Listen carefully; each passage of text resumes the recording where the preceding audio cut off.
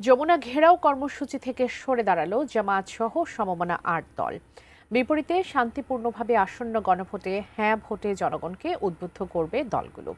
৮ দলের লিয়াজু কমিটির বৈঠক শেষে এসব কথা জানান জামায়াতের সেক্রেটারি জেনারেল মিয়া গোলাম পরোয়ার। আমি আরেকটা কথা, আমাদের জাতীয় নির্বাচনের আগে গণভোট সহ ৫ দফা দাবি ও চলমান রাজনৈতিক পরিস্থিতি নিয়ে রাজধানীর মগবাজারে আল ফালাহ মিলনায়তনে ঘণ্টাব্যাপী বৈঠক করে জামায়াত ইসলাম সহ সমমনা ৮ দল। রাজনৈতিক সংকটের সমাধান হবে। বৈঠক পরবর্তী সংবাদ সম্মেলন করেন জামায়াতের সেক্রেটারি জেনারেল মিয়া গোলাম পরোয়ার। ছিলেন ৮ দলের শীর্ষ নেতারাও। গোলাম পরোয়ার বলেন, প্রধান উপদেষ্টার ভাষণে ৮ দলের আংশিক আশা পূরণ হয়েছে। এই ভাষণে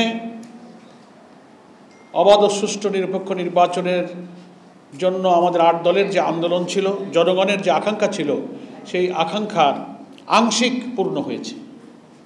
পূর্ণভাবে জনগণের সে আকাঙ্ক্ষা পূর্ণ হয়নি। বলেন, একটি দলকে খুশি করতে নির্বাচনে লেভেল প্লেইং ফিল্ড নিশ্চিত করতে পারছে না সরকার। নির্বাচনে নিরপেক্ষ ভূমিকা পালনেরও আহ্বান জানান তিনি।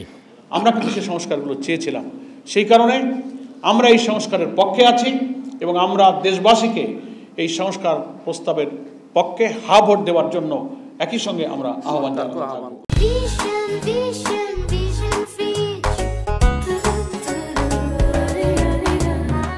আন্দোলনের কারণে জাতীয় নির্বাচন প্রভাবিত হবে না উল্লেখ করে গোলাম পরোয়ার বলেন, সংস্কারের স্বীকৃতির পক্ষে কাজ করবে ৮ দল।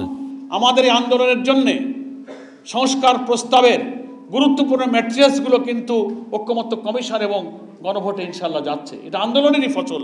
আর আন্দোলনের মধ্য দিয়ে আমরা মনে করি নির্বাচন প্রভাবিত হবে না, বরং এই নির্বাচনকে অবাধ, সুষ্ঠু, নিরপেক্ষ হওয়ার ক্ষেত্রেই আমাদের এই আন্দোলন ভূমিকা রাখবে।